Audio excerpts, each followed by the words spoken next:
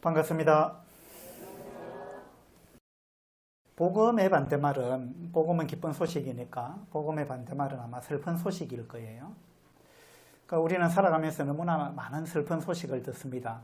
또 더더군다나 교회에 가서 슬픈 소식을 많이 듣는 거예요. 무슨 말이냐면 교회 가니까 하나님이 계시다. 그리고 하나님이 반드시 심판하신다. 그리고 여러분들은 다 죄인입니다. 그래서 여러분들이 반드시 심판을 받습니다. 심판을 받지 않으려면 여러분 착하게 살아야 됩니다. 죄를 하나도 지으면 안 됩니다. 성경에 나와 있는 수많은 율법들, 십계명을 비롯해서 성경에 나와 있는 모든 율법들을 다 지켜야 됩니다. 그렇지 않으면 죄가 하나라도 있으면 심판을 받습니다. 그런 이야기를, 그런 소식을 교회에 가면 계속 듣는 거예요. 이건 기쁜 소식이 아니에요. 이건 굉장히 슬픈 소식입니다. 내가 죄인이 아니라면 하나님이 계시다는 게 기쁜 소식일 수 있는데, 내가 죄인이라면 거룩하신 하나님이 계시다. 그리고 하나님이 심판하신다. 이것은요, 굉장히 슬픈 소식이에요. 내가 죄인이고 하나님이 계시고 하나님이 심판자고, 그리고 내가 지옥 가지 않고 심판을 받지 않기 위해서는 하나님 말씀을 있는 그대로 다 지켜야 하는데, 이걸 다 지켜야 한다는데 이걸 아무리 지키려고 애를 써본들 안 되더라는 거예요. 그리고 앞으로 또 잘 지키면 뭐합니까? 지금까지 어긴 거 어떻게 할 거예요? 지금까지 어긴 게 한두 가지가 아니에요. 그러니까 답이 없는 거예요. 모든 종교는요, 이 기독교를 포함해서 모든 종교는요, 이구동성으로 하는 말이 착하게 살아야 합니다. 죄 짓지 말고 착하게 살아야 합니다. 계속 선행을 강조합니다. 그렇죠? 그런데 문제는 뭐냐 하면 내가 착하게 살아지느냐 이겁니다. 그렇지 않으세요? 여러분 지금까지 착하게 사셨어요? 어느 정도 착하게 사셨습니까? 90%? 80%? 하나님의 이 커트라인은 몇 점일까요? 여러분 100% 착하게 사셨어요? 제 아내가 저한테 대학생 때 이 복음을 듣기 전까지 오늘 이제 그런 감정을 조금 나누었는데, 복음을 듣기 전에 어떤 생각을 제 아내가 했느냐 하면, 내가 착하게 살려고 무진장 노력을 해봤는데 안 되더라. 다른 사람들은, 주변의 사람들은 자꾸 나를 보고 착하다. 천사 같아. 천사표 이렇게 이야기하는데, 주변의 사람들은 자꾸 나를 착하다는데 내가 나를 볼 때 내가 안 착하더라는 거예요. 내 마음속에 악이 가득 차 있고 더러운 것이 가득 차 있고, 내가 남들 몰래 지은 죄가 많은데, 남들 모르는 것, 내가 죄인이 아닌 것처럼 하고 살지만 실제로는 내가 지은 죄들이 많은데 사람들은 자꾸 착하다는데 내가 나를 볼 때 착하지 않더라는 거예요. 그리고 죄를 안 지으려고 엄청난 노력을 했지만 안 되더라는 거예요. 그래서 하루를 더 살면은 죄를 더 짓게 되는 것이니까 내가 죄를 하나라도 적게 짓는 방법은 빨리 죽는 길밖에 없구나. 그래서 죽으려고 생각하고 있었다는 거예요. 내가 그래도 좀 착한 상태로 덜 죄를 짓고 죽어야만 그래도 좀 좋은 데 가지 않겠나. 그 생각에 도달하니까 길은 하나밖에 없다. 더 살면 안 된다. 더 살면 살수록 더 많은 죄를 짓게 되기 때문에 내가 하루라도 빨리 죽어야 그래도 좀 좋은 데 가겠구나. 이 생각을 하고 있었다는 거예요. 이게요, 솔직한 심정이지 않습니까?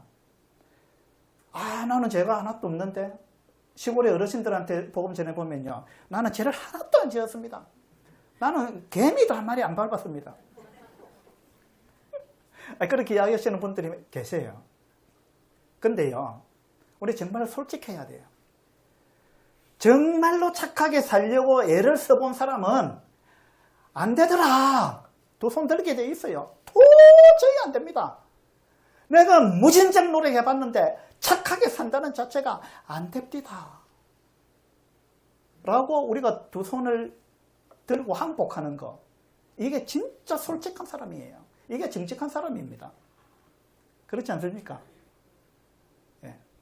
그런데 죄를 안 짓고 살 수가 없는데 그런데 자꾸만 착하게 살아라, 착하게 살아라. 모든 종교가 하는 말은 착하게 살아라, 착하게 살아라.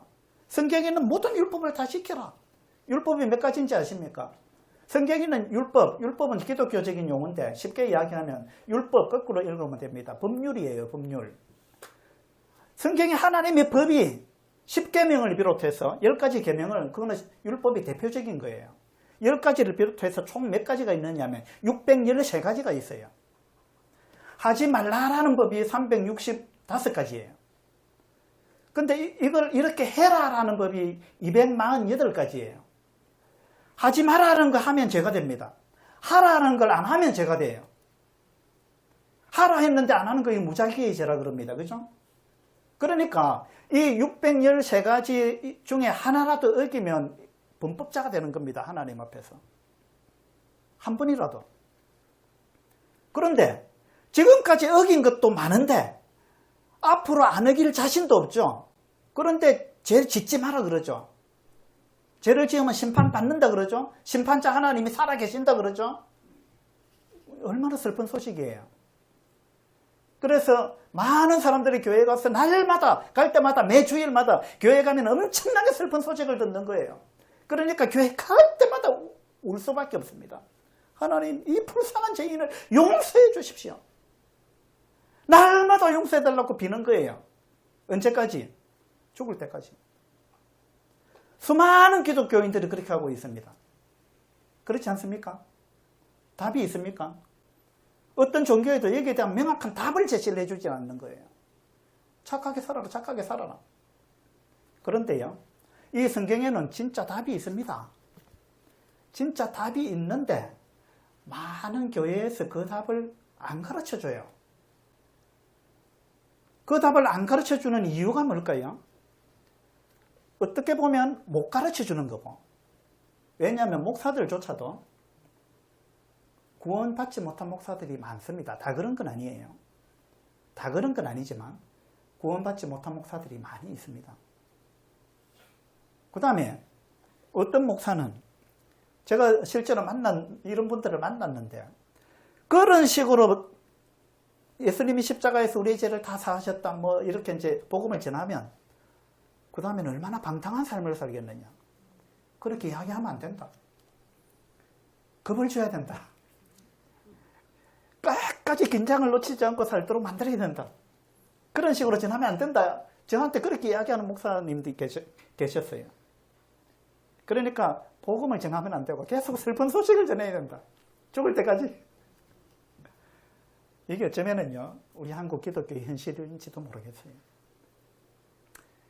근데 여러분들이 이 자리에 잘 오셨다는 말은, 우리가 이 집회를 하는 것은 슬픈 소식을 전하려고 하는 게 아니에요. 진짜 기쁜 소식을 전하고 싶은 거예요. 그래서 내일까지거든요. 내일까지 오셔야 됩니다. 내일이 하이라이트거든요. 내일이 중요합니다. 내일까지 꼭 오시기 바랍니다. 여러분, 우리는요, 하투 치는 사람들은 밤을 새워서 치더라고요. 허리도 안 아픈지 몰라요. 예?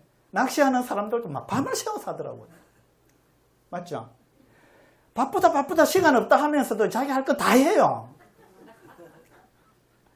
축구 경기 뭐 새벽 2시에 하는데 그거 보더라고요, 사람들이. 저도 손흥민 팬인데, 저는 밤중에 막 12시 넘어서 하는 거는 저는 못 봅니다. 그 다음날 하이라이트 보죠. 근데 진짜 축구 매니아들은 새벽 2시 하든 3시 하든 보더라고요. 정말 관심이 있으면요, 보게 돼 있습니다. 여러분, 우리가 하나님이 정말 살아계시냐? 이거 심각한 문제입니다. 하나님이 정말 살아계시다면 여러분, 이거 그냥 넘어갈 수 없는 문제거든요. 그 다음에 천국과 지옥이 진짜 있다면 이거 그냥 넘어갈 수 없잖아요. 안 그렇습니까? 이건요, 우리의 영원한 운명을 결정하는 겁니다. 이 땅에서 우리는 한 100년 사는 겁니다, 길어야. 근데 죽고 나면 끝없는 영원한 세상을, 천국에서 사느냐 지옥에서 사느냐, 이것을 우리가 이 땅에 살아있을 때 결정하는 거예요. 위대한 결정을 하기 위해서 우리가 이런 집회를 하는 겁니다. 그러니까 이 집회에 어제부터 내일까지 4시간 투자하는 거는요, 결코 아까운 시간이 아닙니다. 여러분, 이거 뭐 강의료 내라 합니까? 안 그렇잖아요. 내일까지 오셔요. 내일까지 오셔야 됩니다. 여러분 마음에 작정을 하시기 바랍니다. 그냥 사십니까? 이런 제목으로 어제 말씀을 드렸습니다. 진화론을 믿는 사람은 그냥 삽니다. 왜냐하면요, 내가 어쩌다 보니까 우연히 존재하게 됐다. 이게 진화론입니다. 맞죠?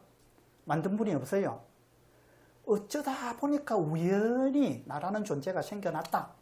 그겁니다. 그렇다면 목적이 없습니다. 삶에 목적이 없는 거예요.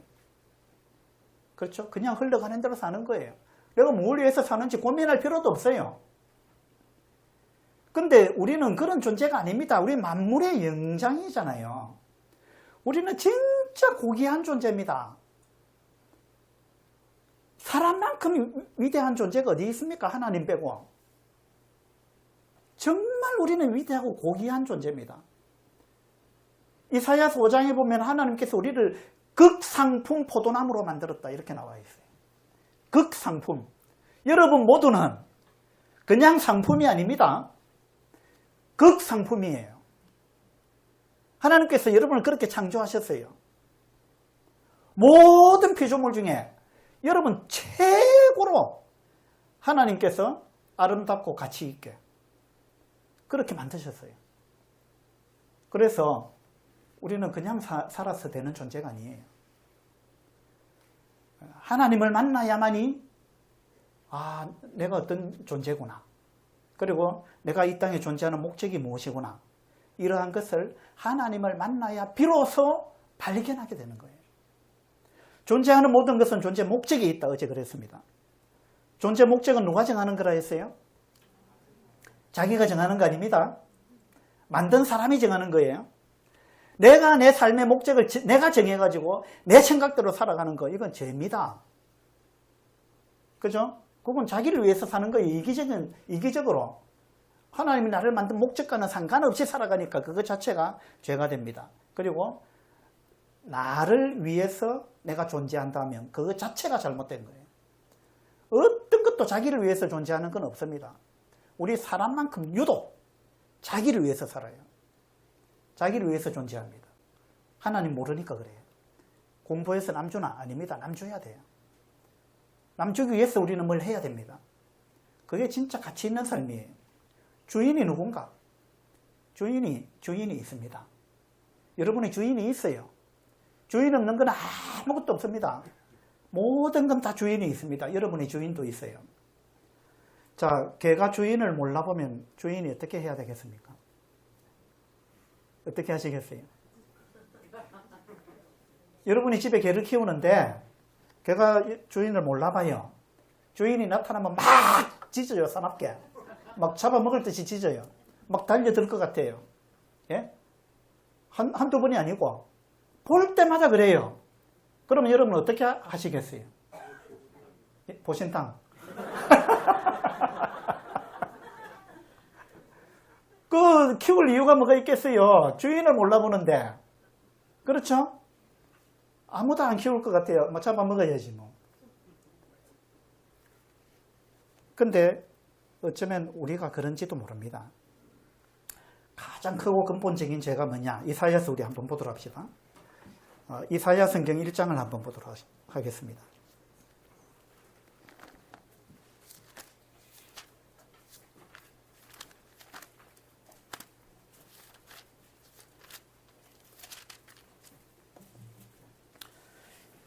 이사야서 1장 2절입니다. 2절. 하늘이여 들으라, 땅이여 귀를 기울이라. 여호와께서 말씀하시기를 내가 자식을 양육하였거늘 그들이 나를 거역하였도다. 이게 하나님께서 우리 사람을 보면서 한탄하시는 말씀이에요. 내가 자식을 양육했는데, 내가 그를 만들었고 그를 먹이고 입히고 그에 필요한 모든 것을 내가 다 제공했는데 그것도 전부 공짜로. 여러분 숨 한 번 쉴 때마다 공기값 내놔라 하면 여러분 살 수 있겠어요? 물 한 잔 마실 때마다 이 물 누구 거냐, 누가 만들었냐, 그거 내가 만든 거다, 물값 내놔라. 하나님이 그렇게 하신다면 여러분 살 수 있겠어요? 여러분 살아가는 모든 조건은 하나님으로부터 나왔습니다. 인간이 만든 건 하나도 없습니다. 하나님께서 모든 걸, 우리가 살아가는데 필요한 모든 조건, 모든 것을 하나님이 만들어서 여러분에게 하나님께서 다 무상으로 제공하셨습니다. 지금도 그렇게 하고 계셔요. 하나님 믿는 사람 코앞에는 공기를 딱 주시고 하나님이 안 믿는 사람 코앞에 공기를 싹 없애버릴 수도 있어요. 그러면 여러분 몇 초 만에 죽습니다. 그렇게 할 수 있습니다, 하나님이. 그런데 하나님 그렇게 안 하시거든요. 하나님이 얼마나 좋으신 분이에요. 하나님은 오래 참고 기다리시는 분입니다. 내가 자식을 양육했는데 내가 자식을 양육하였거늘 그들이 나를 거역하였도다. 하나님을 믿지 않고 사시는 분은 하나님이 이와 같은 존재로 본다는 거예요. 내가 너를 만들었는데 내가 너를 입히고 먹이고 지금까지 공기를 주고 물을 주고 햇볕을 주고 모든 거 내가 다 줬는데 너는 나를 믿지도 않고 감사하지도 않고 오히려 하늘을 향해서 주먹을 휘두르고 손가락질을 하고 이건요 굉장히 무서운 겁니다. 위험한 거예요. 여러분 하나님을 사람처럼 생각하면 안 됩니다. 하나님은 온 천하를 온 우주 만물을 만드신 분이고 온 우주 만물의 질서를 정하신 분이고 온 우주 만물을 지금도 운행하고 계시는 분이에요. 그리고 모든 천사와 인간을 하나님이 심판하실 거예요. 하나님은 거룩하신 분입니다. 하나님은 전지전능하신 분이에요. 하나님은 흠이 하나도 없는, 죄가 하나도 없는 분입니다. 하나님은 우주의 모든 권세를 갖고 계신 분이에요. 여러분 하나님 두려워하셔야 돼요.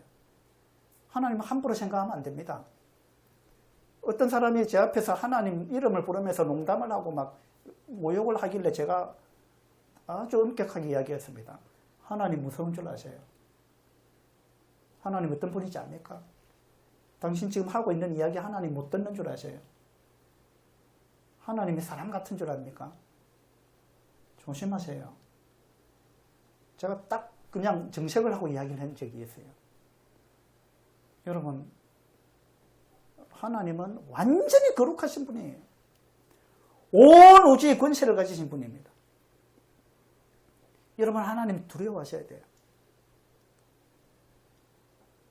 죽어보면 알 거예요. 하나님의 심판 앞에 딱 서게 되었을 때요. 성경에 유구무원이다 이런 말이 나옵니다. 하나님 앞에 죄인의 모습으로 섰을 때 한마디도 할 수 없을 거예요. 제가 아는 어떤 분이요. 저보다 키도 크고 덩치가 아주 좋은 분이 있어요. 이분이 법정에 증인으로 출석한 적이 있어요. 저는 몰랐는데 나중에 저한테 그 이야기를 하던데 자기가 피고인으로 출석한 게 아니고 증인으로 출석을 했어요. 그래서 자기가 경험했던 거 봤던 거 이야기를 하면 되니까 나갔답니다.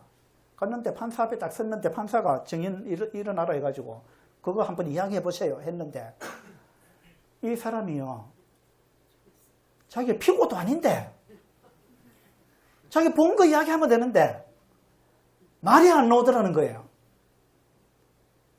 그 덩치 좋은 사람이 말이 안 나오더래요. 그리고 생각이 하나도 안 나더라는 거예요. 캄캄하더래요. 그래가지고 땀을 뻘뻘 흘리면서 한마디도 못했다는 거예요. 여러분 이 판사 앞에 선다는 건 두려운 거예요. 제가 그 이야기 듣고 깜짝 놀랐습니다. 저도 밀양에서 법정에 한번 가본 적이 있어요. 그 방청객으로. 갔는데 피고가요. 변호사 없이 자기가 변호하겠다고 해서 나왔는데 판사가 그 피고 딱 이렇게 세워서 그거 이야기해봐라 그랬는데 이 사람이 딱 일어나더니만 진짜 한마디도 못하는 거예요. 와, 저도 깜짝 놀랐습니다. 판사 앞에 딱 서니까 말을 못하는 거예요.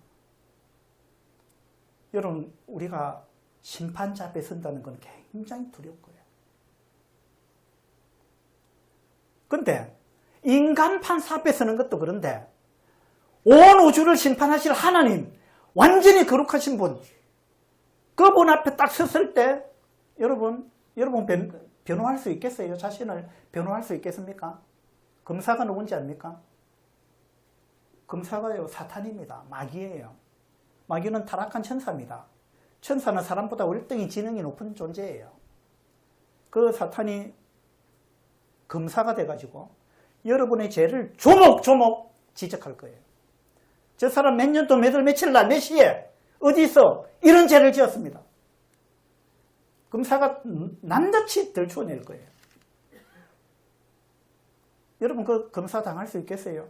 인간 검사하고 비교가 안 될 거예요. 그것뿐만이 아닙니다. 검사 필요도 없어요, 사실은. 검사가 말하기 전에 재판장이신 하나님이 다 알고 계시는 거예요. 여러분이 지은 모든 죄, 여러분이 마음속으로 지은 죄까지 낱낱이 하나님, 재판장이신 하나님이 다 알고 계신다는 거예요. 시편 139편에 보면 하나님은 우리의 안고 일었음을 아신다 그랬어요. 멀리서도 우리의 생각을 아신다 그랬어요. 저는 여러분의 생각을 지금 모릅니다. 여러분 앉아서 저를 쳐다보고 있어도 무슨 생각하고 있는지 저는 몰라요. 하나님은 여러분 마음속을 다 아십니다. 여러분의 영혼을 하나님이 만드셨으니까요. 여러분 하나님 속일 수 없습니다. 가장 크고 근본적인 죄는요, 내가 자식을 양육했는데 그들이 나를 거역했다. 이건 배은망덕한 거 아니에요? 자식이 부모를 인정하지 않는 것, 부모를 부모로 인정하지 않는 것, 얼마나 심각한 죄입니까? 우리가 하나님을 인정하지 않는 것, 하나님께 무관심한 것, 하나님 없다 하는 것, 하나님께 감사하지 않는 것, 하나님을 양심적으로는 알면서 하나님을 영화롭게 하지 않는 것, 우리 양심은 하나님이 있다는 거 알아요. 여러분 좀 솔직해집시다. 여러분 양심의 가책을 받아본 적이 있어요, 없어요? 한 번이라도 양심의 가책을 받아본 적이 있습니까? 그리고 여러분 양심은 누구 편인지 아세요? 여러분의 양심은 누구 편이에요? 여러분의 양심은 여러분 것이니까 여러분 편인 줄 여러분 아시죠? 착각입니다. 여러분 양심은 절대 여러분 편 아닙니다. 보세요. 내가 어떤 게 탐이 나서 저걸 내가 슬쩍 내가 훔치면 좋겠다 싶어서 훔쳤습니다. 그때 양심이 어떻게 하죠? 여러분의 양심이 여러분을 책망합니다. 너 지금 뭐 한 거야? 나쁜 짓 했잖아. 너 도둑질 했잖아. 그때부터 가슴이 두근두근 뜁니다. 얼굴이 빨개져요. 이거 양심이 작동하는 거예요. 맞죠? 여러분 속에 있는 양심이 여러분을 지금 책망하고 있는 거예요. 왜 내 양심이 나를 책망합니까? 내 양심이 내 편이 돼야지. 그러면 내가 지금 슬쩍 했으면 좋겠다 싶어서 했으면 내 양심이니까 내 편이 돼가지고 야, 너 잘했다 박수 쳐야 되는데 여러분 양심이 그렇게 했을 때 박수 친 적이 있어요? 여러분 양심이 절대 여러분 편 아닙니다. 맞죠? 그러면 여러분 양심 누구 편이에요? 하나님 편입니다. 왜 그런지 아세요? 그 양심은 하나님의 마음이에요.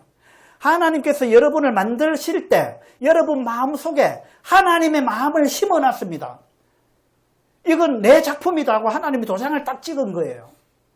그게 뭐냐 하면 우리 사람 속에 양심이 있다. 하나님의 마음이 있다. 이 말은 뭐냐 하면 내가 나라는 존재가 하나님이 만든 거구나. 그래서 하나님이 여기다가 하나님의 표시를 딱 해놨구나. 도장을 찍어놨구나. 그 뜻입니다. 여러분 양심의 가책을 한 번이라도 받아봤다면 하나님이 있다는 걸 여러분 양심이 이미 증거한 거예요. 하나님이 있다는 걸 여러분 양심은 알고 있다는 거예요. 그런데 우리는 양심을 자꾸 무시하잖아요. 그러면 점점 양심이 무디어지는 거예요. 그래서 처음에는 솔직히 말하면 우리는 양심적으로 하나님이 있다는 거 아는 거예요. 아는데 우리가 무시합니다. 계속 무시하니까 없다는 쪽으로 굳어진 거예요. 정말 양심적으로 생각해 보세요. 어쨌든 그렇게 해서 하나님께서 자식을 양육했는데 그들이 나를 거역했다. 3절에 보세요. 소는 그 임자를 알고 나귀는 그 주인의 구유를 알건만은 이스라엘은 알지 못하고 나의 백성은 깨닫지 못하는도다. 하나님이 한탄하시는 거예요. 소는 그 임자를 안다. 개도 주인을 알아본다. 맞죠? 우리 집엔 고양이가 한 10마리 되는데 이 고양이 주인 알아봐요. 개도 알아보죠. 예. 뭐 대화는 잘 안 됩니다만 어쨌든 알아봐요. 소도 주인을 알아보고 나귀도 그 주인의 구유를 알건만은 사람은 모른다. 사람은 모른다. 얼마나 슬픈 이야기예요. 그래서 이것은 정말 죄는 여러 가지가 있죠. 거짓말한 죄, 미워한 죄, 뭐 음탕한 생각한 죄, 뭐 그 외에도 뭐 사기친 죄, 뭐 많을 겁니다. 엄청나게 많은 죄들이 있어요. 우리는 정말 물마심 같이 죄를 짓는 거예요. 근데 하나님을 모르는 죄, 하나님이 없다고 하는 죄, 양심적으로 하나님이 있다는 걸 알면서도 거부하는 죄, 이게 사실은 가장 근본적인 죄입니다. 그리고 하나님이 나를 만들었는데 내 마음대로 사는 것, 예, 이렇게 전부 죄가 되는 거예요. 자식이 부모를 인정하지 않는 것, 피조물이 창조주를 인정하지 않는 죄, 이런 게 다 죄입니다. 이사야 53장에 보면 우리는 다 양 같아서 그릇 행하여 각기 제 길로 갔거늘 이렇게 나옵니다. 저는 성경을 읽으면서 이 구절이야말로 가장 슬픈 이야기다. 저는 그런 생각을 해봤습니다. 하나님은 우리를 이렇게 사랑하고 지금도 사랑하고 수십 년 동안 하나님 없다 했는데도 계속 하나님은 햇볕을 주고 물을 주고 공기를 주고 계속 우리 심장을 계속 1초에 한 번씩 뛰게 만들고, 여러분 잠잘 때 심장 뛰게 하려고 여러분 애써 본 적이 있어요? 여러분 잠잘 때 내 허파가 멈추면 어떡하지? 자면서도 허파가 뛰어야 될 텐데 하고 잠자면서 허파 뛰게 하려고 노력해 봤습니까? 그런 거 아무도 노력 안 하고 그냥 자잖아요. 근데 심장은 뛰고 있어요. 허파도 움직이고 있습니다. 누가 하는 건지 아세요? 하나님이 그렇게 만들어 놨어요. 우리는 한순간도 하나님의 능력이 없으면 살아갈 수 없습니다. 그렇지 않습니까? 하나님 우리 이렇게 사랑하셨어요. 하나님은 계속해서 참고 기다리고 그래도 사랑을 베풀고, 수없이 배신을 당해도 하나님은 그래도 사랑을 베풀고 이렇게 하십니다. 하나님은 그렇게 하셨는데 우리는 다 양 같아서 그릇 행하여 각기 제 길로 갔다. 각기 제 길로 갔다. 우리는 그릇 행하여 각기 제 길로 갔다. 쉽게 말하면 지 마음대로 살았다 그 말이에요. 각기 제 길로 갔다. 하나님의 뜻이 상관없다. 나는 그 관심도 없다. 하나님 내 인생에 터치하지 마세요. 내 인생 내 거니까 관여하지 마세요. 나는 내 마음대로 살 겁니다. 그래가지고 가출한 거예요. 자식이 부모님 나한테 더 이상 내 인생에 관여하지 마세요. 그리고 가출한 거예요. 하나님 안 믿고 살아온 거는 바로 그와 같은 겁니다. 그래도 부모는 집 나간 자식을 위해서 대문도 문도 못 잠그고 열어놓고 기다리잖아요. 어버이 친자가 그런 글자 아닙니까? 나무 목 위에 설립자, 그 옆에 볼견자입니다. 나무 위에 올라가가지고 우리 아들이 언제나 돌아오나 하고 나무 위에 올라서서 늘 살피고 기다리고, 그게 부모의 마음 아니에요. 하나님이 우리를 향해서 그렇게 하고 계신 거예요. 여러분이 60년을 살았습니까? 하나님이 60년을 나무 위에 올라가서 여러분 기다리고 계신 거예요.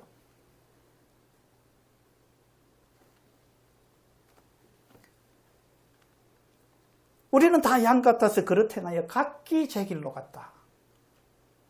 이것 자체가 죄입니다. 심각한 죄죠. 마태복음 한번 찾아볼까요? 마태복음 7장입니다.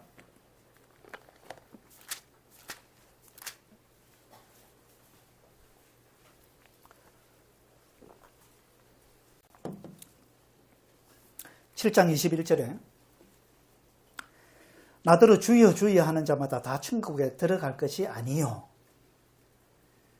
우리나라에는 기독교 인구가 많습니다. 그리고 교회 가서 늘 그냥 주여 주여 하면서 살아가는 많은 기독교인들이 있어요. 그런데 하나님께서 하신 말씀은 나더러 주여 주여 하는 자마다 다 천국에 들어갈 것이 아니요, 다만 하늘에 계신 내 아버지의 뜻대로 행하는 자라에 들어간다. 내 아버지의 뜻대로, 이게 중요한 거예요. 무슨 말이냐면 수많은 기독교인들이 하나님의 뜻대로 신앙생활을 하는 게 아니에요. 자기 뜻대로, 자기 생각대로 신앙생활을 합니다. 자기 뜻대로 이렇게 하면은 아마 천국 가겠지. 왜? 근거가 어디 있냐? 내 생각에. 내 생각에 이렇게 열심히 섬기면, 열심히 헌금하고 봉사하고 주일 성수하고 새벽 제단을 쌓고 열심히, 목사님들도 설교하면서 그러잖아요. 열심히 믿어야 된다 그러잖아요. 그 말에는 굉장히 어폐가 있습니다. 열심히 믿는다는 말은 그 어폐가 있어요. 자, 내가 남자라는 거 여러분 믿습니까?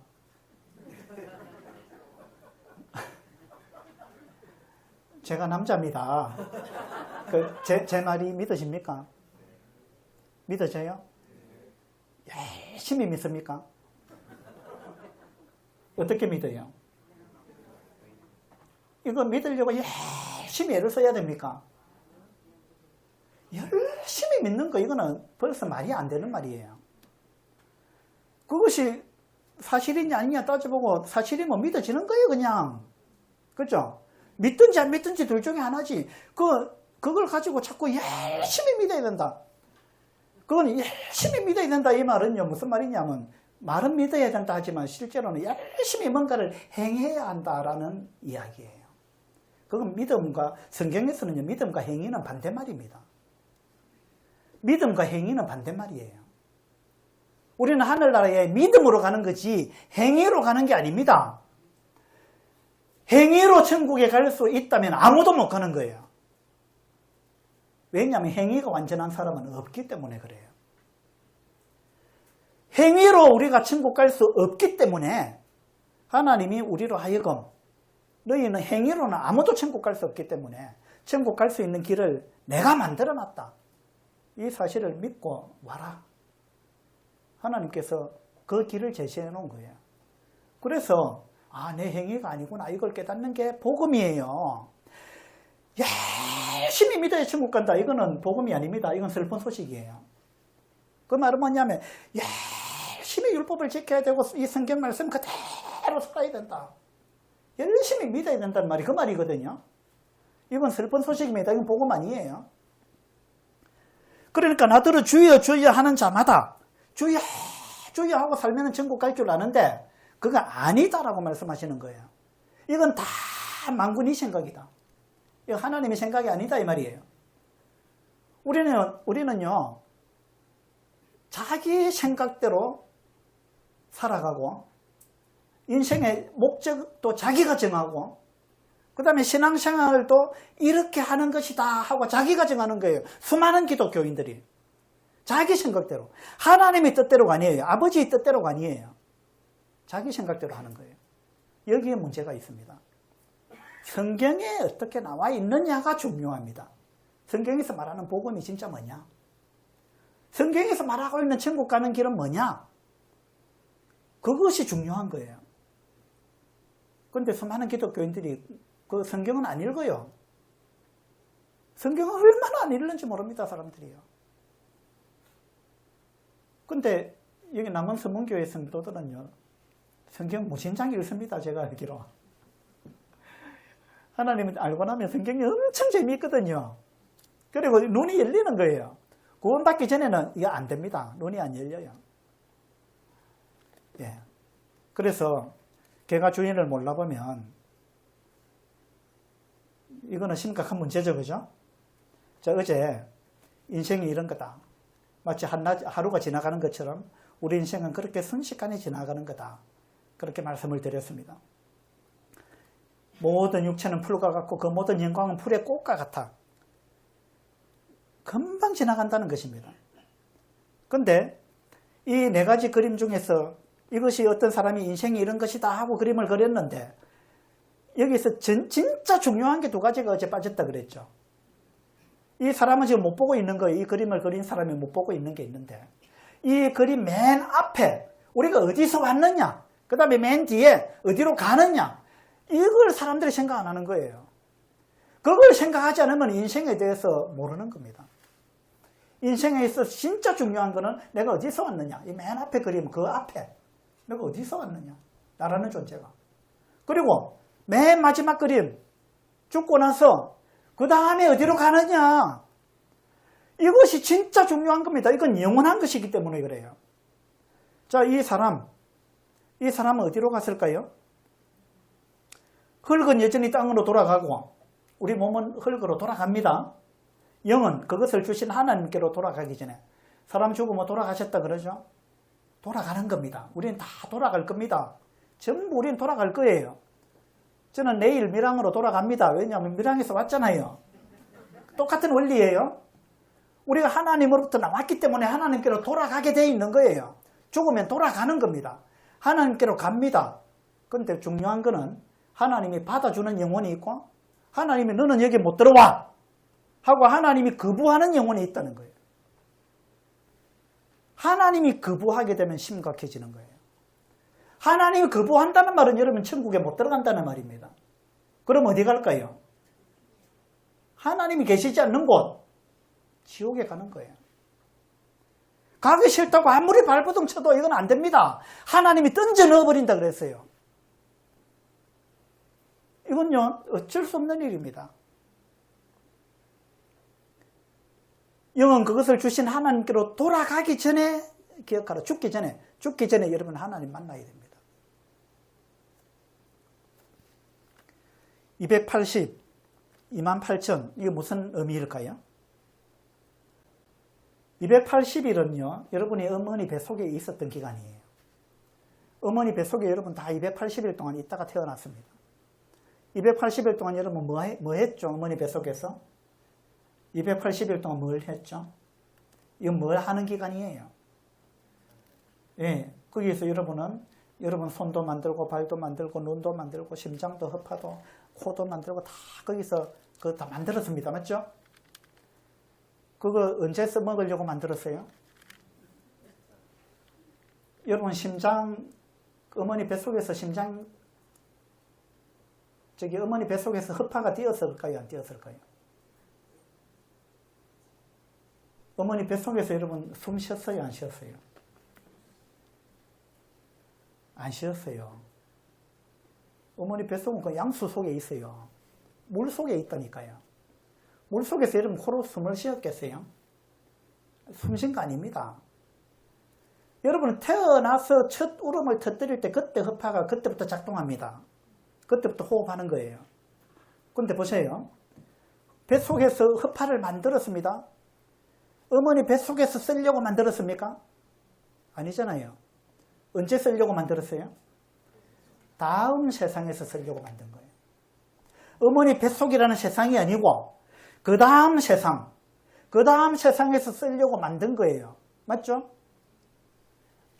어머니 뱃속에서 입이 필요합니까? 입으로 뭐 먹었어요? 어디로 먹었죠? 배꼽으로 먹었습니다. 탯줄을 통해서. 그러면 어머니 뱃속에서는 입이 필요 없잖아요. 입으로 뭐 말을 했습니까? 음식을 먹었습니까? 아니잖아요. 어머니 뱃속에서 입이 필요 없는데 만들었습니다. 왜 만들었어요? 다음 세상에서 쓰려고. 맞죠? 어머니 뱃속에서 280일 동안 있으면서 우리는 철저하게 다음 세상을 준비했습니다. 맞지요? 근데 이 땅에 태어나면 한 28,000일을 살거든요. 어머니 뱃속보다 한 100배를 더 오래 살아요. 28,000일을 살면서 사람들은 미련하게도 다음 세상 준비를 안 하는 거예요. 얼마나 미련한 거예요? 얼마나 어리석은 거예요? 여러분 다음 세상이 있습니다. 어머니 뱃속에 있을 때 다음 세상이 없다고 생각했으면 입도 만들지 않고 허파도 만들지 않고 코도 만들지 않고 아무것도 안 만들었을 수도 있어요. 그런데 다음 세상이 있다고 다 준비를 했습니다. 어머니 뱃속은 아주 좁았는데 태어나 보니까 이 다음 세상은 너무나 너무나 넓은 세상, 끝이 없는 세상이 있는 거예요. 어머니 뱃속은 깜깜했는데 태어나 보니까 엄청나게 밝은 세상이 있는 거예요. 어머니 뱃속은 물 속에서 살았는데 태어나 보니까 이제 공기 속에서 살아야 돼요. 코로 숨을 쉬고 살아야 돼요. 완전히 다른 세상. 어머니 뱃속과는 완전히 다른 세상. 완전히 다른 세상이 있다는 거예요. 똑같습니다. 이 땅에서 한 28,000일 살다가 우리는 다음 세상으로 가야 됩니다. 그 다음 세상은 이 세상과 다른 또 다른 세상이 있는 거예요. 틀림없이 있습니다. 이런 이치를 봐도 틀림없는 거예요. 다음 세상은 무한대입니다. 끝이 없는 세상이에요. 영원한 세상입니다. 이 영원한 세상을 위해서 우리는 28,000일을 위해서 280일 동안 철저하게 준비해서 이미 그렇게 한 경험이 있는데, 근데 28,000일을 살면서 영원한 세상에 대해서 아무런 관심도 없고 아무런 준비도 안 한다면 이거 얼마나 어리석은 거예요. 여러분, 다음 세상이 있습니다. 준비하셔야 됩니다. 이 사람이 당신이라면 이 사람이 곧 이제 그 무덤에 묻히게 될 텐데 이 사람의 영혼이 어디로 가게 될까요? 이 사람이 당신이라면, 당신이 이 땅에서 생명이 끝나고 나면 당신은 어디로 갈 것 같아요? 여러분, 어디로 갈 것 같습니까? 어디로 갈 것 같아요? 이 사람이 여러분이라고 생각해 보세요. 여러분, 이 날이 곧 다가옵니다. 우리는 열심히 지금 이 날을 향해서 달려가고 있는 거예요. 이게 오늘 밤이 될지 내일 될지 아무도 모르는 거예요. 여러분, 어디로 갈 것 같아요? 죄가 있으면 하나님 받아주지 않습니다. 죄 없는 사람만 하나님이 천국에서 받아줍니다. 자, 이게 양팔저울이 있습니다. 한쪽에는 여러분이 지은 모든 죄를 다 얹어놨습니다. 여러분이 지은 죄를 다 얹으면은 이 양팔저울이 여기에 여러분 지은 죄를 다 얹으면 이 양팔저울이 이렇게 쭉 기울어지겠죠? 맞죠? 내 죄는 티끌만큼밖에 없다 이런 분 계세요? 아니면 나는 죄가 하나도 없다 이런 분 계세요? 여러분 죄를 양팔저울에 여기 얹으면 이게 쑥 내려갈 거예요, 분명히. 근데 이제 이쪽에 반대편에 내가 했던 선행, 착한 일, 그걸 다 얹으면 아마 이 저울이 아마 이렇게 평행이 아니고 아마 내가 착한 일 한 게 더 많을 거야. 그래가지고 이 그림에처럼 저울이 아마 이렇게 올라갈 거야. 그러면 아마 좋은 데 가겠지. 여러분 그렇게 생각하세요? 이거는 불교식 사고방식입니다. 그래서 불교는 적선하라 그러잖아요. 한쪽에다 자꾸 선을 쌓아라 그 말입니다. 그래서 여러분이 나는 지은 죄보다 착한 일 한 게, 선행을 한 게 더 많기 때문에 나는 아마 천국 갈 거야. 그렇게 생각하십니까? 어떻게 생각하세요? 성경에 이제 하나님의 계명이 613가지가 있다 그랬는데 그 중에 대표적인 게 10계명입니다. 여러분 10계명을 어느 정도 지켜야 천국 간다고 생각하세요? 1번, 어긴 것보다 지킨 것이 많으면 된다. 맞습니까? 2번, 80점 정도 받으면 가능할 거야. 80점, 시험 쳐가지고 80점 받으면 많이 받은 거죠. 그러면 80% 정도 지켰으면 천국 간다. 그렇게 생각하시는 분 손 들어보세요. 다행히 한 분도 안 계시네요. 3번, 90점 정도 받으면 가겠지.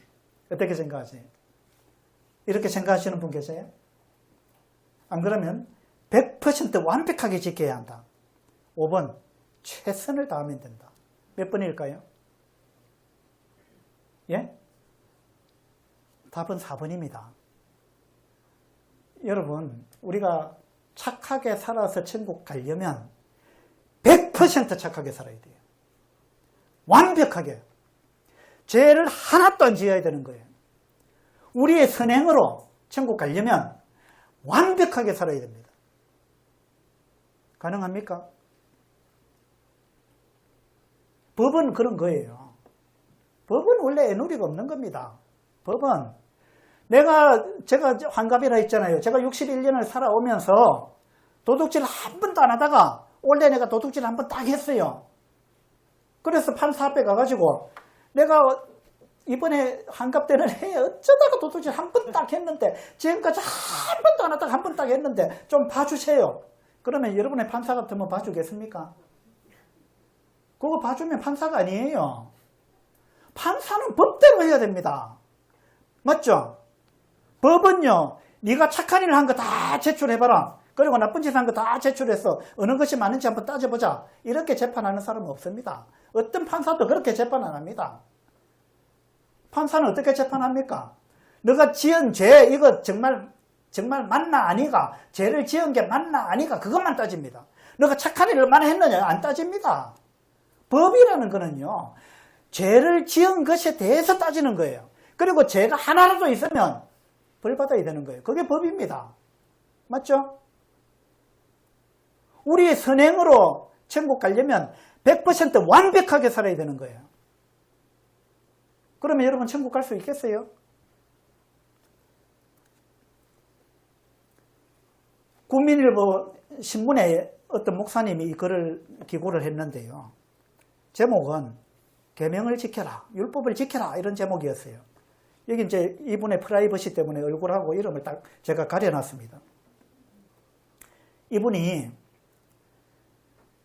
마태복음 19장에 있는 말씀을 갖고 이제 이 글을 썼는데, 예수님께 영생 얻는 방법을 여쭈었더니 계명들을 지키라고 말씀하시는데 이것이 곧 10계명입니다. 예수님께서는 계명을 지키면 영생을 얻는다고 말씀하십니다. 주님의 말씀을 농담으로 듣지 말고 영생 얻는 말씀으로 듣고 순종해야 합니다. 그래서 이 글의 제목이 계명을 지켜라, 율법을 지켜라, 그래야 천국 갑니다 라고 이 목사님이 글을 쓴 거예요. 자, 이거 한번 찾아봅시다. 마태복음 19장입니다.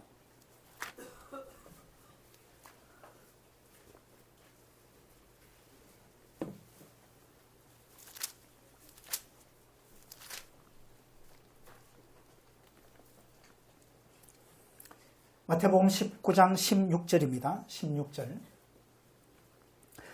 어떤 사람이 주께 와서 이르되 선생님이여 내가 무슨 선한 일을 하여야 영생을 얻으리이까?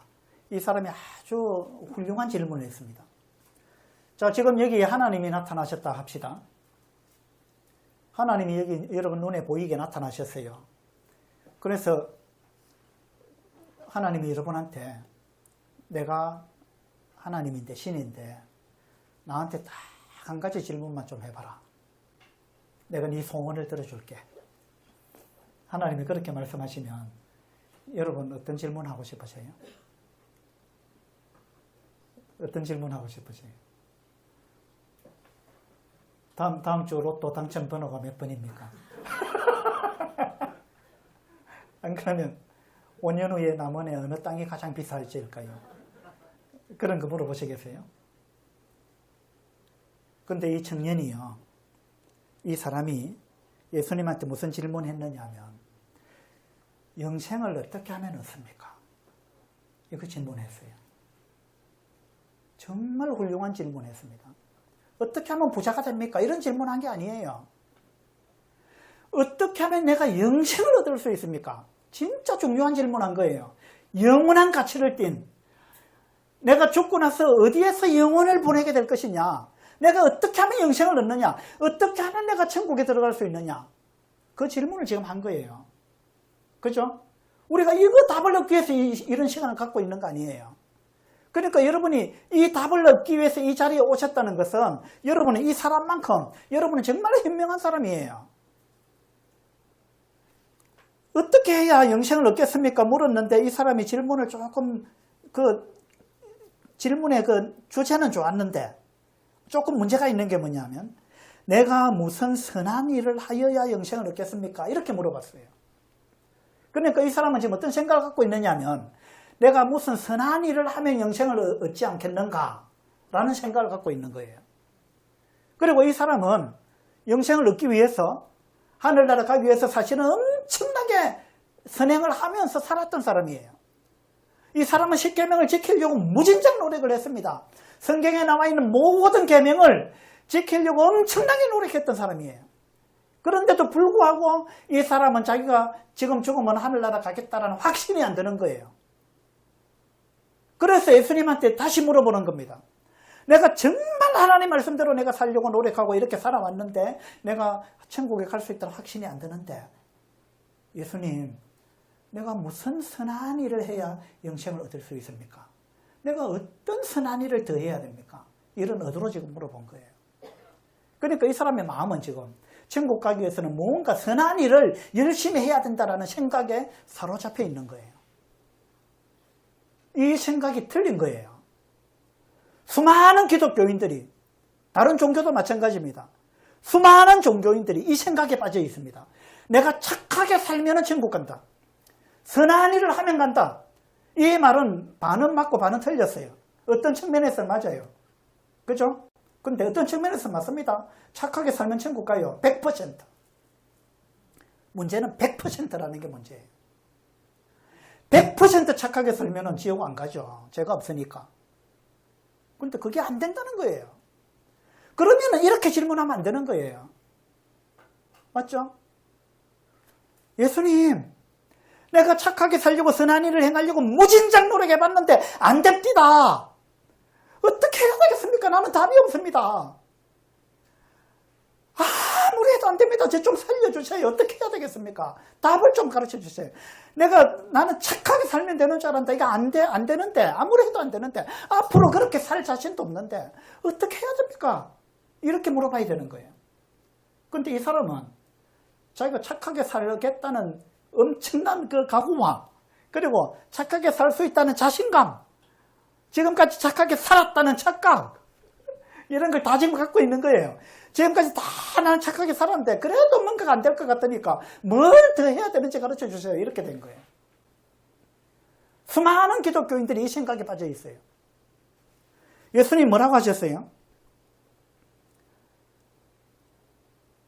17절에 보면 예수께서 이르시되 어찌하여 선한 일을 내게 묻느냐? 왜 너는 선한 일을 내게 묻느냐? 왜 선한 일을 해갖고 영생을 얻으려고 하느냐? 그 말입니다. 어찌하여 선한 일을 내게 묻느냐? 선한 이는 오직 한 분이시니라. 선한 이는 오직 한 분밖에 없다. 이 한 분 누구겠어요? 하나님입니다. 하나님 외에는 선한 이가 없다. 이 지구상에 있는 모든 사람은 다 죄인이다. 다 악한 사람들이다. 전부 다 죄가 있는 사람들이다. 그런데 너도 마찬가지인데 네가 선하게 돼갖고 천국 가려고 지금 하고 있는 거 아니냐. 너는 지금까지 내 말을 이해하지도 못하고 너는 지금 착각하고 있다. 선한 이는 오직 한 분밖에 없는데 네가 선한 이가 돼가지고 천국 가려고 하는 거 아니냐. 내가 지금까지 그렇게 가르쳤느냐. 예수님이 지금 그 이야기를 하고 계신 거예요. 수많은 기독교인들이 이 생각 속에 빠져 있습니다. 착하게 살면, 말씀대로 살면, 계명을 지키면, 열심히 뭔가를 하고 봉사하고 헌신하고 헌금 많이 하고 새벽 제단을 쌓고 그렇게 하면, 내가 열심히 하면 천국 가겠지. 이건 전부 선행의 바탕을 둔 거예요. 이건요, 대단히 잘못된 생각입니다. 이건 하나님의 생각이 아니에요. 하나님의 방법이 아닙니다. 자기 생각이에요. 성경은 그렇게 이야기하고 있지 않는 거예요. 오직 선한 이는 한 분밖에 없다. 그러면서 예수님이 그 다음에 뭐라고 하셨느냐 하면 17절 끝에 보면 네가 생명에 들어가려면 계명들을 지키라 이랬습니다. 예수님이 좀 이상한 이야기를 하셨어요. 네가 생명에 들어가려면, 천국에 들어가려면, 영생을 얻으려면 계명을 지켜라 이랬습니다. 계명을 지켜라, 착하게 살아라 이 말 아니에요. 선한 이는 한 분밖에 없다 해놓고 계명 지키라 이랬습니다. 이게 뭐냐 하면은요, 이건 역설법입니다. 너는 선하게 살아서 천국 가려고 생각하고 있으니까 선한 게 뭐냐? 하나님 계명 지키는 게 선한 거 아니냐? 그것보다 선한 게 어디 있느냐? 그럼 계명 지켜라. 네 생각대로 천국 가려면 계명을 지키면 된다. 계명 지켜라. 완벽하게 지켜라. 그리고 완벽하게 지키려고 죽도록 노력해보고 안 되면 그때 와서 안 되는데요. 살려주세요. 저는 계명을 너무 많이 어겼습니다. 앞으로도 이거 지킬 자신이 없습니다. 어떻게 해야 되겠습니까? 죽도록 지켜보고 안 되면 그때 다시 와라. 그 말을 예수님이 지금 이렇게 하신 거예요. 네가 어찌하여 선한 일을 내게 묻느냐? 선한 일은 오직 한 분밖에 없다. 그런데 너는 네가 선하게 살아서 천국 가려고 하니까 그러면 선한 일이 뭔지 가르쳐 줄게. 그건 계명 지키는 거다. 계명 지켜라. 이랬습니다. 이게 이 목사님이 이 말씀을 오해한 거예요. 여기 보니까 예수님이 어떤 사람이 와서 선생님 내가 무슨 선한 일을 해야 영생을 얻겠습니까? 물으니까 계명을 지켜라 이렇게 예수님이 대답하셨다. 그러니까 영생 얻는 방법을 예수님이 딱 정확하게 단도직입적으로 가르쳐 줬는데 계명 지키면 영생을 얻는다라고 예수님이 말씀하셨다. 그러니까 여러분 계명 지켜야 됩니다. 율법을 지켜야 됩니다. 철두철미하게 율법을 지키세요. 그래야 천국 갑니다. 이렇게 글을 쓴 거예요. 성경을 엄청나게 오해한 것입니다. 이건 복음이 아니에요. 뭐라고요 이게? 슬픈 소식이에요. 맞죠? 제가 여러분한테 여러분 성경에 나와 있는 613가지 하라는 거 하나도 빠짐없이 그대로 하세요. 그래야 천국 갑니다. 하지 마라 하는 거 하나도 빠짐없이 해서는 안 됩니다. 한 번이라도 어기면 안 됩니다. 이걸 완벽하게 지키세요. 그러면 천국 갑니다. 제가 그렇게 하고 미란 가버리면 여러분은 답이 없습니다. 진짜 슬픈 소식만 듣고 가는 거예요. 이것만큼 슬픈 소식이 없어요. 맞죠? 그러니까 진짜 복음은 이게 아니라는 겁니다. 어떤 분은 이제 눈치 빠른 분은 눈치를 채셨을 거예요. 아, 복음은 그런 게 아니구나.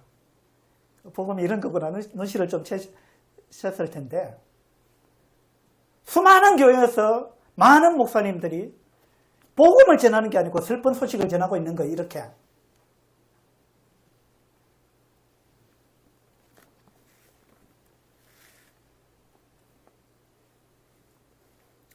야고보서 2장 10절에 보면요.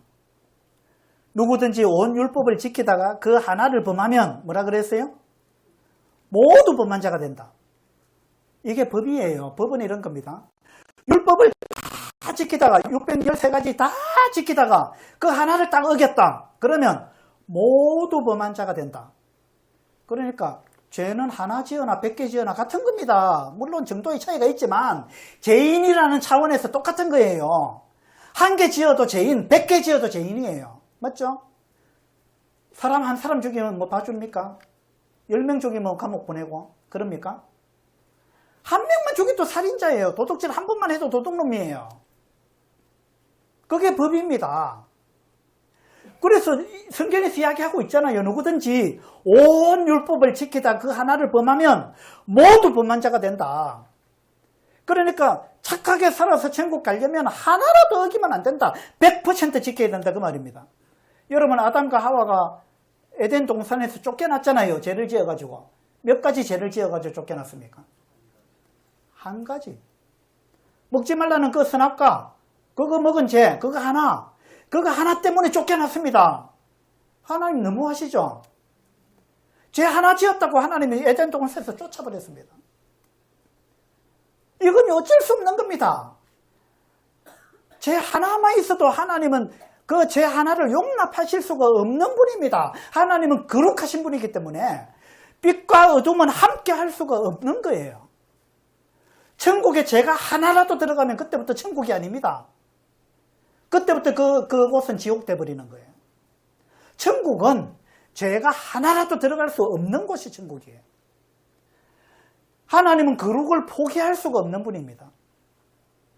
그래서 죄가 하나라도 있는 분은 절대 천국 못 들어갑니다. 이 슬픈 소식이죠. 기쁜 소식은 제가 조금 아껴놨어요. 그럼 기쁜 소식은 뭐냐? 오늘 저 힌트를 좀 드리겠습니다. 여러분 다 죄를 지었잖아요. 나는 지금까지 살면서 죄를 하나도 안 지었다. 그런 분 손 한번 들어보세요. 아, 다행히 아무도 안 계시네요. 아, 여러분 정말 양심적입니다. 아, 미랑에는 손 드는 분 좀 계세요.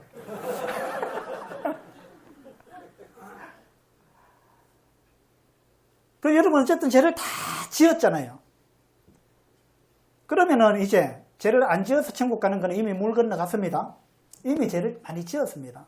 그러면 어떡할 거냐? 답은 하나밖에 없어요. 그 죄를 용서받으면 돼요.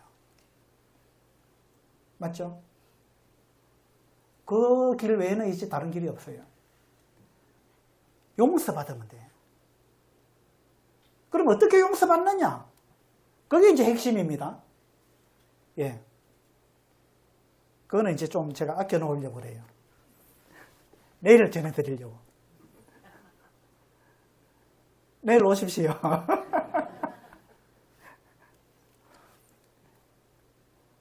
내일은 내가 무슨 일이 있어서 피치 못할 일로 못 오겠다. 그러면 끝나고 남으세요. 무릇 갈라디아서에 보면 물은 율법 행위에 속한 자들은 저주 아래에 있나니. 자, 율법을 지켜가지고 내 선행으로 행위로 천국에 가겠다고 하는 사람들은 저주 아래에 있는 거다라고 성경에 나와 있잖아요. 이건 안 된다는 겁니다.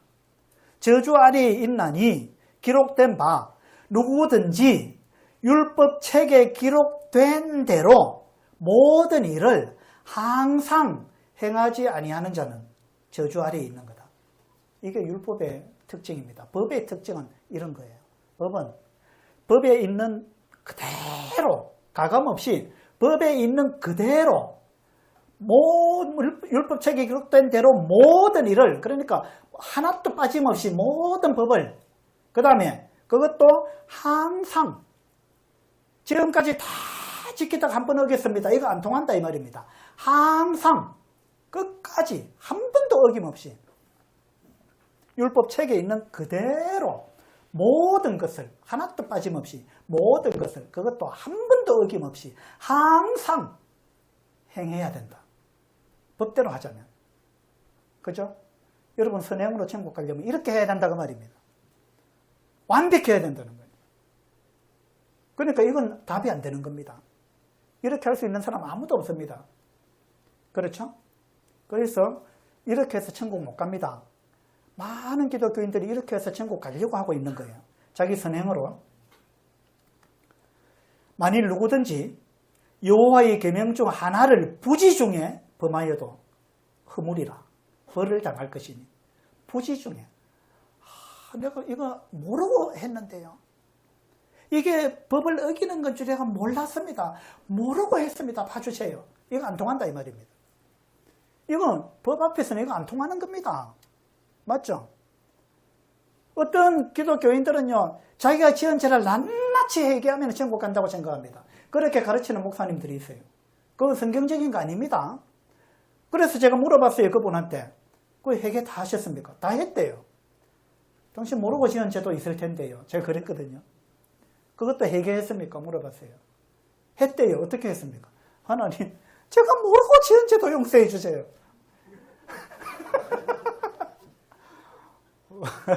진짜 간단하죠, 그거. 그게 무슨 얘기예요? 그러면 그거 한마디면 다 끝나게 해요.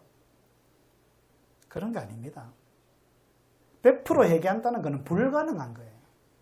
그리고 성경 어디에 자기가 지은 죄를 전부 하나님 앞에 다 고백해가지고 천국 간 사람 성경에 있습니까? 없어요. 그런 예가 없습니다. 회개에 대해서 오해를 하고 있는 거예요. 성경에서 말하는 회개는 그런 게 아니에요. 부지 중에 범한 것도 하나님은 용납할 수 없습니다. 여기 갠지 늑대인지 모르겠는데 이 늑대라고 합시다. 이 엄청나게 사납게 생겼죠. 이 늑대 가까이 갈 수 있겠어요? 지금 길을 가야 되는데 길을 딱 버티고 있는 거예요. 가기 어렵겠죠. 근데 자세히 보니까 목에 줄이 딱 쇠사슬로 된 줄로 딱 묶어놔가지고 고정을 시켜놨어요. 그 쇠사슬 길이를 딱 보니까 이 정도 비껴서 가면 되겠다. 이제 생각이 들었어요. 그러면 지나갈 수 있겠죠. 그죠? 근데 그 쇠사슬을 자세히 보니까 쇠사슬 고리가 10개인데 10개가 다 이렇게 고리로 연결되어 있는데 그 중에 9개는 아주 튼튼한데 1개가 깨졌어요. 한 개가 딱 깨졌어요. 10개 중에 9개는 튼튼해요. 그러면 한 개 정도야 뭐 상관없죠. 9개가 튼튼한데요. 그러면 싹 옆으로 지나가면 되겠죠. 어떻게 생각하세요? 9개 튼튼한 건 의미가 없습니다. 한 개가 깨지면 이거 다 깨진 거예요. 맞죠? 법은 이런 겁니다. 하나님이 우리한테 십계명을 주신 목적이요. 이 성경에 나와 있습니다. 로마서에 보면 우리가 알거니와 물은 율법이 말하는 바는 율법 아래에 있는 자들에게 말하는 것이니 이는 모든 입을 막고, 자, 하나님께서 우리한테 율법을 주신 첫 번째 목적은요, 우리의 입을 틀어막는 데 목적이 있어요. 무슨 말이냐면 하나님께서 율법을 주신 거는 이 율법 잘 지켜가지고 천국 와라, 그 목적으로 준 게 아니에요. 그 목적으로 준 게 아니고 사람들이 교만해가지고 자기 자신도 모르고 하나님도 몰라가지고 교만해가지고 하나님 옆에 와가지고 내가 무슨 죄를 지었습니까? 내만큼 착하게 산 사람이 있습니까? 내가 이만큼 했는데요 하고 자기 공로를 들고 하나님 앞에 딱 와가지고 내가 하나님이 이렇게 살았습니다. 그러니까 내가 천국 안 가면 누가 가겠습니까? 이 생각을 하고 있어요. 많은 사람들이. 그 사람이 입을 틀어 막으려고 하나님이 율법을 주신 거예요. 율법을 탁 보여주면서 너가 이거 정말 너가 완벽하게 지켰느냐? 하나님이 율법을 탁 갖다 대면은 이런 사람이 입을 열 수 없도록 그 목적으로 하나님 율법을 주신 거예요. 입을 막고, 맞죠? 모든 입을 막고 온 세상으로 하나님의 심판 아래에 있게 하려 합니다. 그 목적으로 하나님 율법을 주신 것입니다. 그러므로 율법의 행위로 그의 앞에 의롭다 하심을 얻을 육체가 있다 했어요, 없다 했어요? 없다. 율법의 행위로 의롭다 함을 얻을 육체는 없다. 그 다음에 율법으로는 죄를 깨달음이니라. 율법을 주신 목적은 네가 죄인인 걸 깨달아라. 제발 네가 죄인이라는 걸 제발 좀 깨달아라. 그 목적으로 하나님은 율법을 주신 거예요. 그런데 이 율법의 목적을 많은 사람들이 모르는 거예요. 그래서 율법을 잘 지켜갖고 천국 가야지. 율법이 그 목적으로 하나님 주신 걸로 오해하고 있는 거예요. 많은 기독교인들이, 많은 목사님들조차. 여러분, 선행으로 천국 갈 수 없습니다. 십계명을 주신 목적은, 십계명은요, 첫 번째 거울의 역할을 합니다. 거울. 제가 볼 때 여러분 얼굴에 뭐가 묻었어요. 근데 여러분 얼굴은 여러분 눈으로 안 보이잖아요. 아, 얼굴에 뭐 묻었다니까 무슨 소리냐고 방금 내가 씻고 왔는데 그래요. 아니야, 묻었어. 무슨 소리 하느냐고. 그러면 어떻게 해야 돼요? 거울을 딱 갖다 줘야 됩니다. 맞죠? 거울 딱 보여주면서 봐라, 묻었는지 안 묻었는지 봐라. 거울 딱 보면 드러나잖아요. 십계명이 그런 목적으로 우리한테 주어진 거예요. 내가 죄인이라는 걸 제발 좀 봐라. 이 십계명이라는 거울을 통해서 너 자신을 보라는 거예요. 그런데 거울이 하는 목적은 내가 죄인이라는 걸 깨닫게 하는 데 목적이 있어요. 그런데 사람들이 거울을 갖고 얼굴을 닦아요, 막. 얼굴에 묻은 거울로 보고 묻었다는 걸 발견했으면, 그 다음에 이거 닦는 거는 다른 걸로 닦아야 돼요. 거울로 닦는 게 아닙니다. 사람들이 율법으로 죄를 닦으려고 하는 거예요. 얼마나 잘못된 생각이에요. 거울 갖고 씻어지면 얼굴이 닦아집니까? 율법의 목적은 죄를 씻는 데 목적이 있는 게 아닙니다. 내가 죄인이라는 걸 깨닫게 하는 데 목적이 있다는 거예요. 그게 율법의 목적입니다. 율법은 또 다른 이야기로 하면 십계명, 율법은 방사선 투사기, 엑스레이, 투사기 이와 같은 역할을 하는 거예요. 제가 어제 서복주 내과에 가가지고 엑스레이를 찍었습니다. 엑스레이를 찍는 목적은 뭡니까? 제 속에 뭔가 병이 있는가를 보고자 하는 거죠. 내 속에 뭔가 문제가 생겼는데 엑스레이를 탁 찍으면 병이 나아버립니까?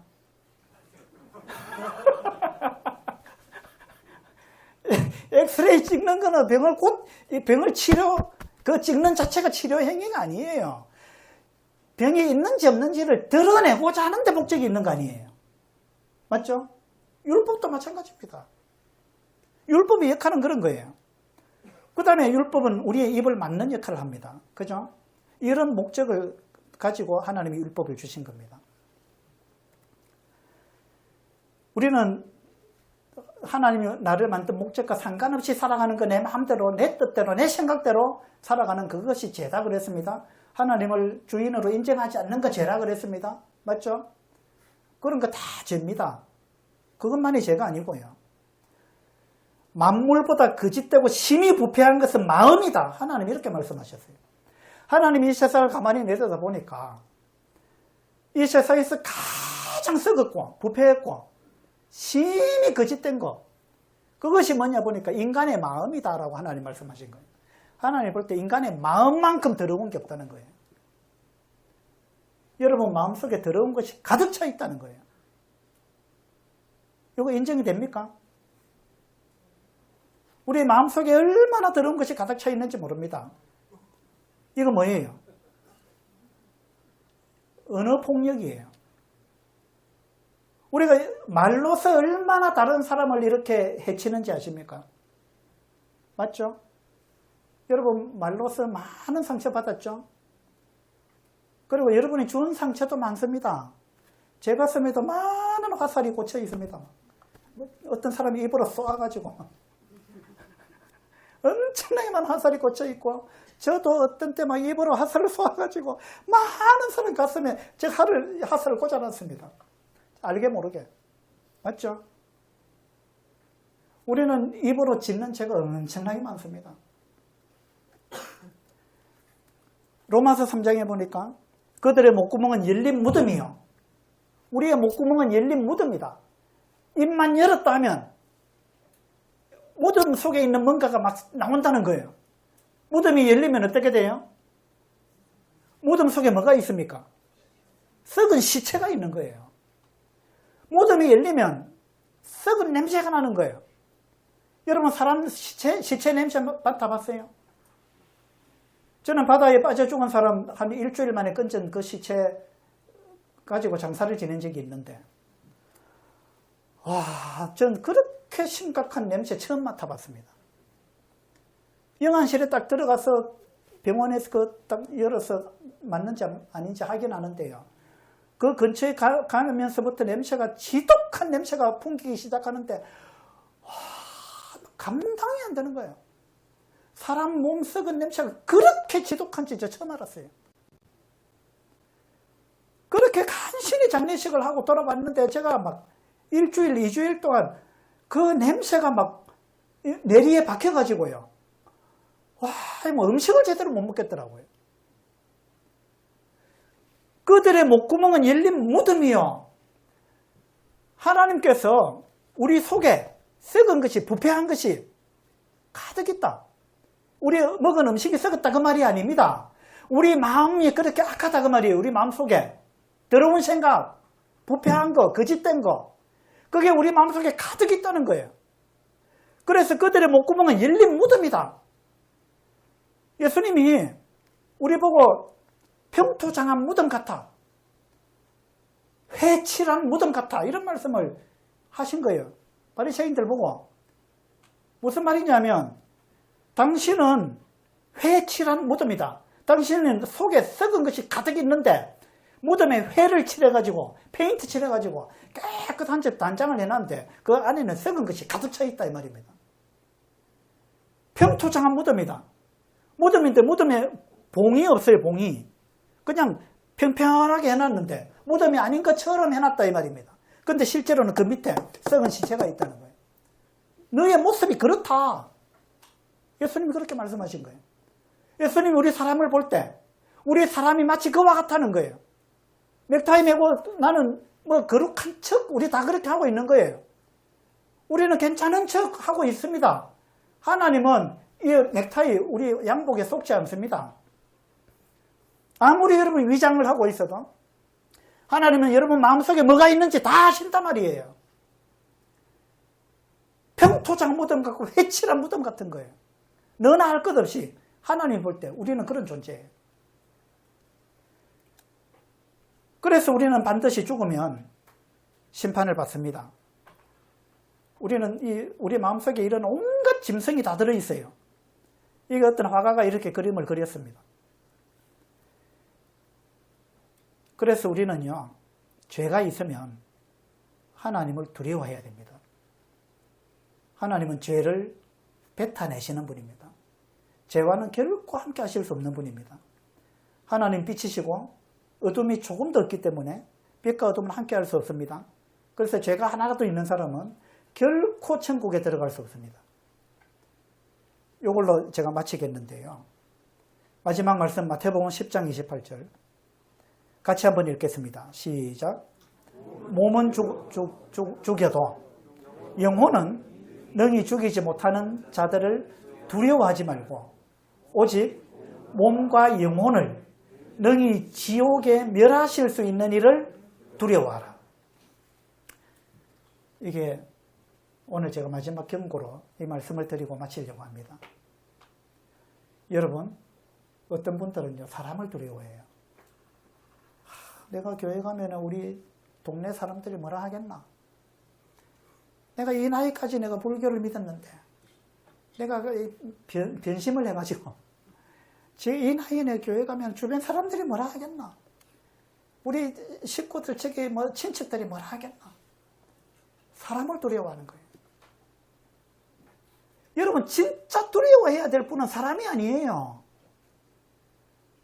사람은 여러분한테 할 수 있는 최대한의 것이 뭐냐면, 여러분 몸을 죽이는 거 그거 이상 못합니다. 맞죠? 몸을 죽이는 거 그거 이상 못합니다. 여러분이 진짜 두려워해야 될 분이 계시는데 그분은 하나님입니다. 하나님은 여러분의 몸을 죽이는 정도가 아니고요. 여러분의 영혼을 영원히 지옥에 던져 넣으실 수 있는 그런 권세를 가지신 분이 하나님입니다. 여러분 누굴 두려워해야 되겠어요? 사람을 두려워해야 되겠습니까? 이와 같은 권세를 가지신 분, 심판자이신 분 하나님을 두려워해야 되겠습니까? 누굴 두려워해야 되겠어요? 여러분 죄가 없다면 하나님 두려워하지 않아도 돼요. 그러나 여러분 하나라도 죄가 있다면 하나님 두려워해야 됩니다. 하나님은 사람이 아닙니다. 하나님 무서운 분이에요. 하나님은 사랑의 하나님도 맞아요. 그러나 하나님은 진짜 무서운 분입니다. 여러분이 죽기 전에 하나님께로 돌아오지 않고 우리 주 예수 그리스도를 통해서 죄를 용서받지 못한다면 여러분 그 죄를 용서받지 못하고 죽게 되면 하나님이 진짜 무서운 분으로 여러분 앞에 나타날 것입니다.